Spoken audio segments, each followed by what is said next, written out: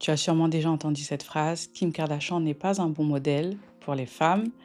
Et peut-être que tu l'as même déjà toi-même pensé, mais voilà la vraie question, c'est que comment une femme sans talent apparent, sans chanter, sans exceller dans le sport, sans exceller dans l'acting, a pu construire un empire de plusieurs milliards de dollars? Pour ça, tout le monde a une réponse. Certains vont dire grâce à sa sextape, d'autres vont dire grâce à ses réseaux sociaux, d'autres encore vont dire grâce à Kanye, d'autres encore vont dire grâce à sa télé-réalité. Mais en réalité, toutes ces réponses sont un peu fausses, ou du moins elles sont incomplètes, je dirais. Parce que la vraie réponse, c'est que c'est grâce à une personne et surtout grâce à un mécanisme psychologique. Alors, avant qu'on entre dans le vif du sujet, j'organise du 26 au 28 mai le challenge des archétypes féminins.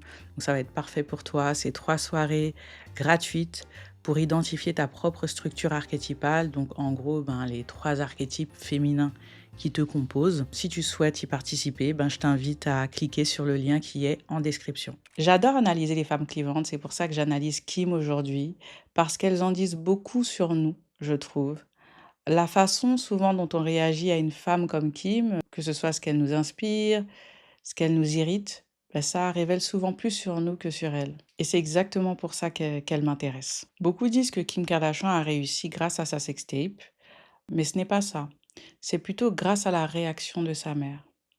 Alors, la sextape de Kim est sortie en 2007, il me semble, et quand elle est sortie, le monde attendait une réaction précise. Enfin, comme d'habitude, on va dire. Le monde attendait qu'elle ait honte, qu'elle s'en excuse et qu'elle disparaisse aussi vite qu'elle est arrivée.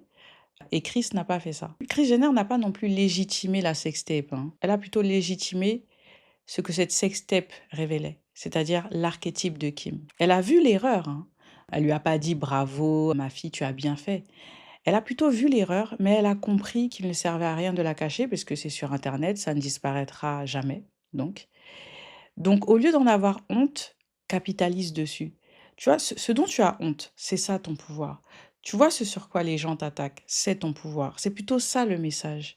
C'est vraiment ce que le monde utilise pour te détruire, c'est souvent ton pouvoir le plus brut. Et c'est valable pour tout le monde. Et c'est vraiment le message qu'elle n'a pas seulement laissé à Kim, mais c'est vraiment ce qu'elle a appris à toutes ses filles. C'est à voir que tu vois ce sur quoi on te critique, tu vois ce sur quoi on t'attaque. Derrière cette honte-là, c'est là que tu vas trouver ton pouvoir. Et c'est là que tout change.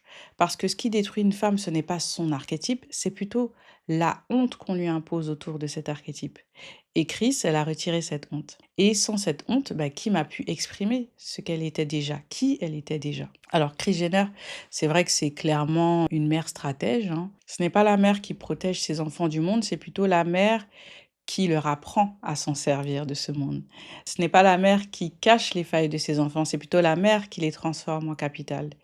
Et cette décision silencieuse de ne pas condamner, de ne pas cacher la sextape, c'est peut-être la décision la plus puissante de toute cette histoire. Mais pour comprendre ce que Chris a vraiment légitimé, il faut comprendre quel archétype Kim portait, puisque depuis tout à l'heure je te parle d'archétype, mais quel était l'archétype de Kim et pourquoi il est si puissant. Alors Kim, elle incarne tout simplement un archétype qui est vieux comme le monde. Robert Greene l'appelle la sirène.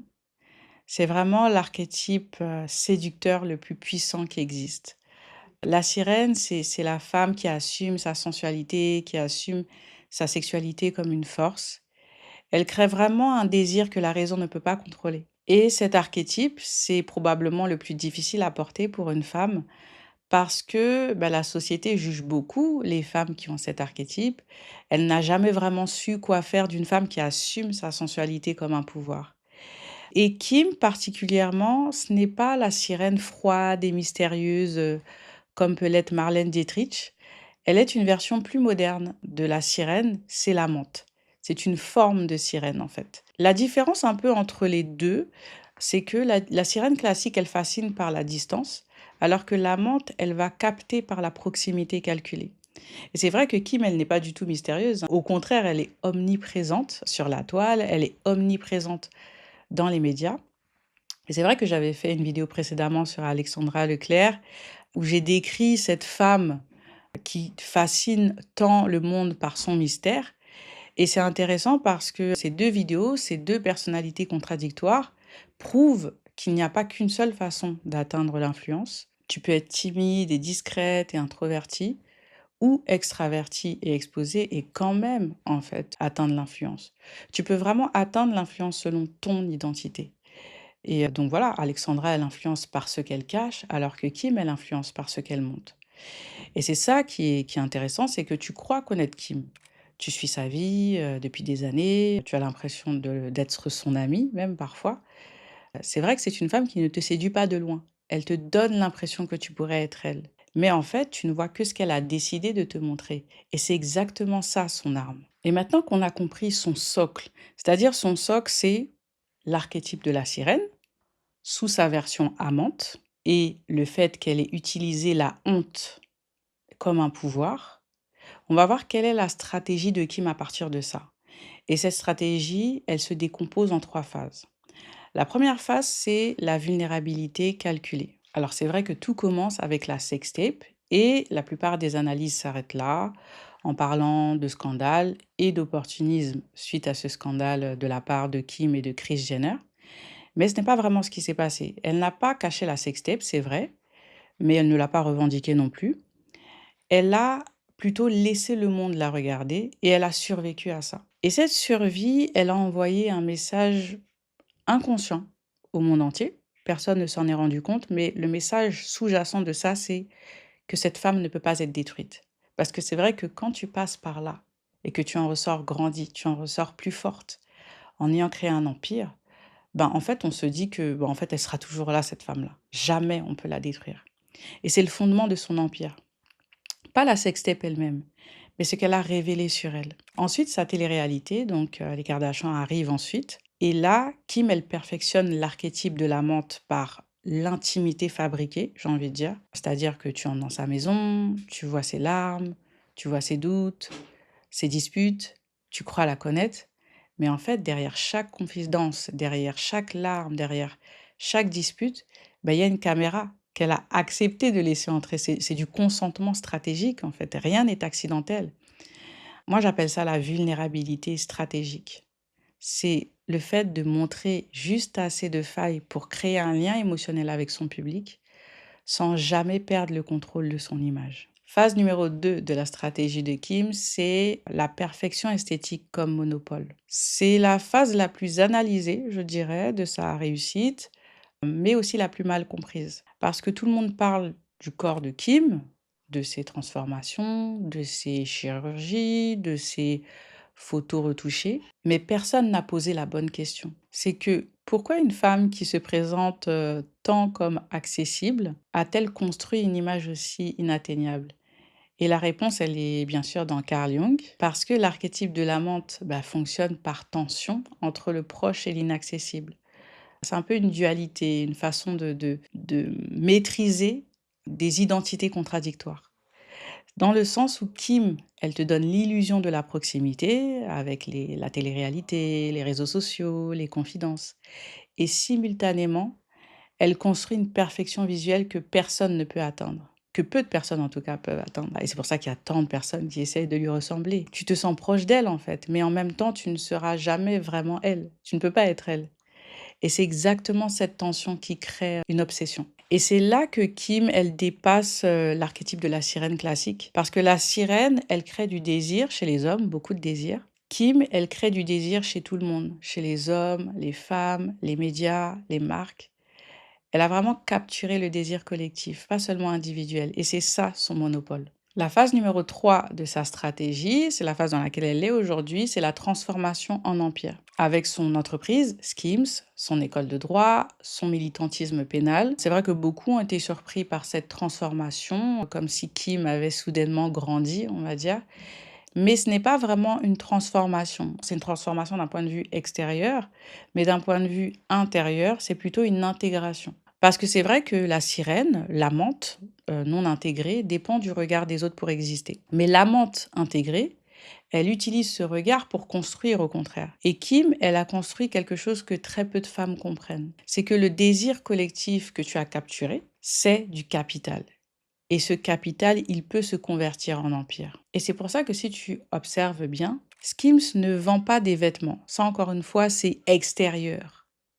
Mais en fait, la promesse implicite, c'est que Skims vend l'idée que tu peux avoir le corps de Kim, en trichant bien sûr. Parce que bon, pour avoir le corps du Kim, il faut faire du sport, il faut bien manger. Mais là, en fait, grâce à ses vêtements, grâce à ses gaines, tu peux avoir son corps, avoir l'impression d'avoir son corps. C'est vraiment l'archétype de la menthe transformé en produit. Et en fait, moi, ça me rappelle qu'elle a appliqué la loi 37 de Robert Greene dans son livre Les 48 lois du pouvoir, consciemment ou non d'ailleurs, hein, je ne sais pas si c'est conscient. Et cette loi, c'est jouer sur les visuels, créer des spectacles captivants. Et si tu observes bien, c'est vraiment ça qu'elle a appliqué. C'est-à-dire que chaque moment de la vie de Kim est un spectacle. Le mariage avec Kanye, c'était le spectacle de l'amour parfait. Son divorce ensuite avec Kanye, c'était le spectacle de la femme qui survit. C'est pour ça qu'elle a créé une série autour du divorce. En fait, c'est pour jouer là-dessus. Ensuite, l'école de droit, c'est le spectacle de la transformation. Le militantisme, c'est le spectacle de la cause. En fait, Kim, elle ne vit pas sa vie. Elle la met en scène. Et le monde paye pour regarder. Littéralement, le monde paye. Donc, est-ce que Kim, elle a utilisé l'archétype de la menthe consciemment ou inconsciemment? Si je devais donner une réponse honnête, je dirais probablement les deux, dans le sens où elle a certainement commencé inconsciemment, une jeune femme qui cherchait à exister dans l'ombre de Paris Hilton au départ, et progressivement, elle a compris le mécanisme, elle a compris la stratégie, et elle l'a appris, elle l'a maîtrisé, et surtout avec une mère qui lui a autorisé à le faire. Et c'est pour ça que quand certaines personnes disent que Kim Kardashian n'est pas un bon modèle, mais moi, j'ai envie de demander à chaque fois, mais pour quelle femme? De quelle femme vous parlez? Parce que toutes les femmes, elles n'ont pas un parcours parfait. Certaines ont eu peut-être une mauvaise réputation quand elles étaient plus jeunes, quand elles étaient adolescentes, sans même l'avoir choisi.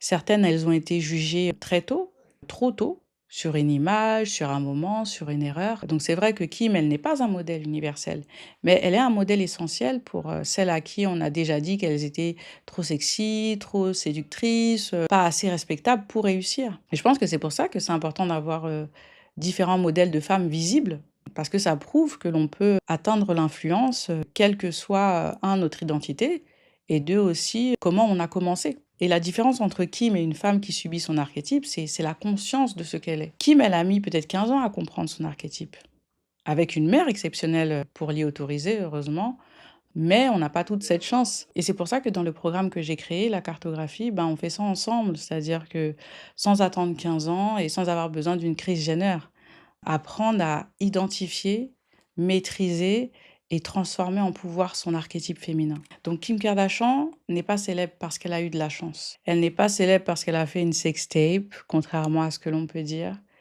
Elle n'est même pas célèbre parce qu'elle est belle. Il y a plein de femmes qui sont belles, c'est pas pour autant qu'elles sont célèbres. Elle est célèbre parce qu'elle a capturé quelque chose que la plupart des femmes ne savent même pas qu'elles possèdent. C'est le pouvoir de l'archétype de la sirène dans sa version amante, qui est utilisée, qui est intégrée et qui est transformée en empire. Mais je trouve que l'histoire de Kim et Chris, elle nous apprend quelque chose de plus profond encore. C'est que non seulement c'est important de connaître son propre archétype, mais connaître l'archétype de ton enfant ou de ton futur enfant, si tu n'es pas encore maman, et l'autoriser à l'incarner au lieu de le brider, bah, c'est peut-être le plus grand cadeau qu'une mère puisse faire, je trouve. Parce que combien de femmes aujourd'hui se battent encore contre qui elles sont parce que personne autour d'elles n'a jamais légitimé leur archétype. C'est pour ça que ce n'est pas un hasard si Kim a pu construire un empire. C'est vraiment le résultat d'une femme qui n'a pas eu à passer les 20 premières années de sa vie à se battre contre qui elle était. C'est vrai que son physique était son atout le plus visible, mais ce qui a vraiment fait la différence, c'est qu'elle n'a pas laissé la honte la définir. Et au contraire, elle l'a traversée et elle a construit dessus. Qui m'a eu Chris, tout le monde n'a pas cette chance. Et c'est aussi pour ça que bah, la cartographie, mon programme existe. Donc la vraie question, ce n'est pas comment Kim a fait ça. La question, c'est plutôt quel est ton archétype et qu'est-ce que tu pourrais construire si tu le maîtrisais. Et c'est pour ça que je t'invite vraiment à faire le quiz pour savoir quel est ton archétype féminin. Est-ce que tu es une sirène? Est-ce que tu es une reine? Est-ce que tu es une vierge? Il y en a 7, il y a 7 archétypes féminins. Et tu vas forcément te reconnaître dans l'un d'entre eux. Fais-le, ça peut vraiment changer ta vie. Et j'espère que tu tireras des leçons de cette analyse. Et nous, du 26 au 28 mai, on fait ça ensemble, en 3 soirées, gratuitement, où tu vas découvrir bah, ton archétype dominant, ton archétype refoulé, ton archétype fantasmé. En gros, les 3 archétypes qui te composent. et surtout la trajectoire qui te correspond vraiment. Si tu souhaites y participer, donc on sera entre femmes, hein, ce sera top. Eh bien, le lien est en description et je t'invite à nous rejoindre. Je te remercie de l'avoir suivi. On se retrouve la semaine prochaine pour une nouvelle analyse d'influence.